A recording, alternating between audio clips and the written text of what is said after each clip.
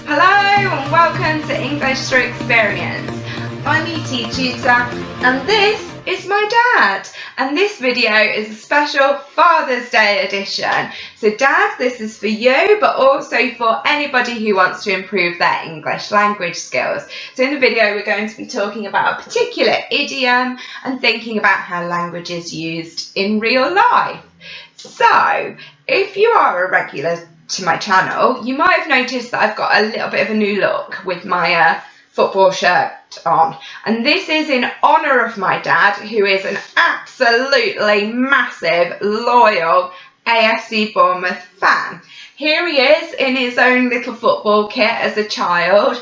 He was obsessed with football, grew up in Swanage, started supporting Bournemouth back then, and he was even hoping to become a professional footballer, playing for Coventry youth team, until he unfortunately, tragically, broke his leg, tib and fib, and even a visit from Jimmy Hill while he was in hospital wasn't enough to mean that he could continue the career that he loved.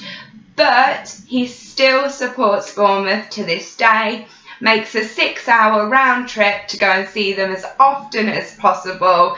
He's always got his football gear on, he's always talking about Bournemouth. So I thought that he might appreciate this, and the reason why we can link it into our English studies is to do with the team's nickname. So they're known as the Cherries. So one of the reasons for this is the bright cherry red strip that they wear, but also it's because Dean Court was built near the Cooper Dean estate where lots of cherry trees were growing.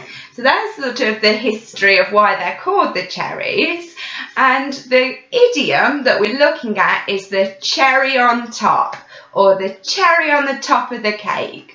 Basically, you want to imagine somebody making a lovely ice cream sundae, and then when they finished, it's looking all beautiful, it's got its sprinkles on, and the final touch is the cherry on top. So the cherry on top, or the cherry on the cake, is the thing that makes something extra special or extra good. So for me, I've loved making these videos to try and support GCSE students this year, but the cherry on top is being able to make this special language related video for my dad and support Bournemouth while doing it. So hopefully that idiom makes sense. Another way you might hear it being used is by little children. So you might hear them say something like, "Oh, pretty please, can I have a new football? Oh, pretty please with a cherry on top." And it's just a way of emphasising how much they want this certain thing. And I'm sure I probably pulled that on my dad at some point in the past.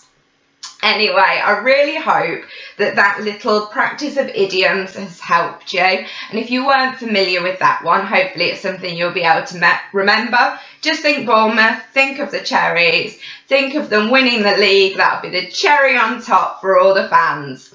Alright then, thank you all for watching. If you are celebrating Father's Day, I hope you have a lovely day.